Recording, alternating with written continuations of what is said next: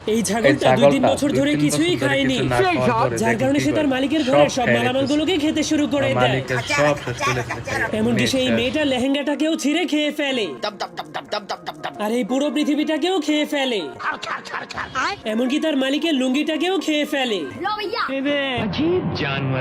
যার কারণে তার মালিক তার গলায় রশি বেঁধে তাকে বাইরে বেঁধে রাখার জন্য নিয়ে যায়,